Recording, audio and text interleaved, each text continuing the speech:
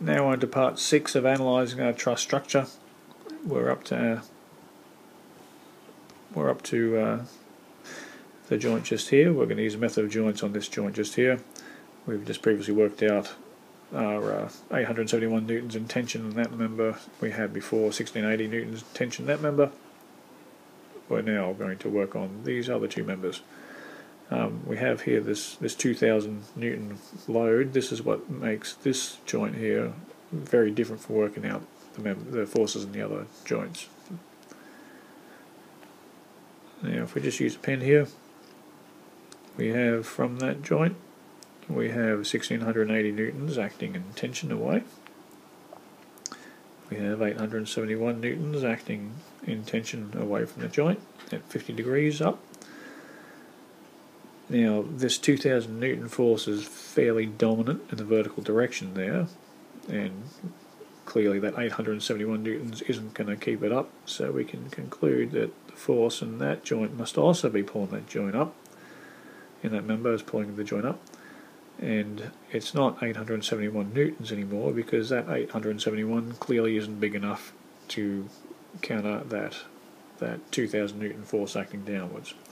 So we have a couple of forces acting towards the left. We have one which is clearly going to be bigger than that 871 newtons acting to the right of that angle though, so we're not quite sure whether the force on that last member is going to be acting towards the right or to the left, but there's probably the best chance that it is acting towards the right because we're expecting that all those members on the bottom run there to be under tension. So here we have the 2000 newton force which we're expecting to be putting all of those members under tension. Let's put that force there as well.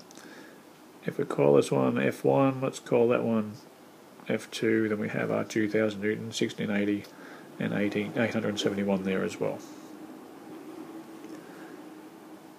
Now if we pull this out,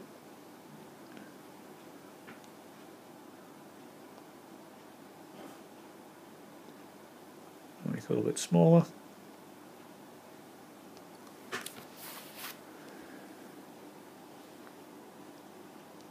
We can first of all split that force F1 into components. It's going to have force F1 sine of 50 going up. We have this guy there in components as well. Let's put that in a different colour. That's 871 sine of 50, and we have 871 cos of 50 pulling it that way. Now F1 is the only one of the unknown which is acting in a vertical direction, so what we can do is start looking at that, summing all the forces in the vertical direction. So working directly underneath that, we have, let's call it F1 sine of 50 is acting upwards, and it's going to balance those other two, so that's the unknown. It's obviously going to equal our 2000 newtons pulling down, take away our 871 sine of 50 acting up. Okay, so we're looking at that vertical component just there is going to balance that 2000, take away that 871 sine of 50, that vertical component acting upwards. So that's 2000 take 871 sine of 50 all over sine of 50, which is about 1739.81. Let's round that off immediately. Not too interested in the precision. That's 1740 newtons, and it's a positive number, so our assumption that that force was pulling it up is correct. So therefore, yes, it is 1740 newtons acting in tension. So let's just label that so we don't forget that. Just remind 1740 newtons, 1740 newtons tension, and tension acting upwards. Okay, let's get rid of this bit.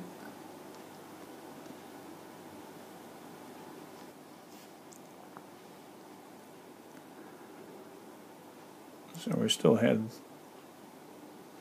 those components which we're working on. Now we have to look at F2. So we're going to make the assumption that it's acting towards the right. We have F1 cos of 50 assisting that. We have that 871 cos of 50 opposing it. We have 1680 newtons opposing that. So if we just balance them all up, we've got the 1680 plus the 871 cos of 50. Take away this one we just worked out, the 1740 cos of 50 is going to equal F2. So let's write that down. F2 is going to equal 1680 plus our 871 cos of 50. Take away our F1 cos of 50, which was 1740 cos of 50, and that's about like 1121.4. Let's just round that off to 1121 newtons. So it's a positive number, which is saying that we were saying it was dragging the joint towards the right, so it was a tensile force in that member, so our assumption was correct as well. So we have 1121 newtons also in tension. Now the next lesson we're going to be looking at that joint, and that will pretty much finish off our analysis.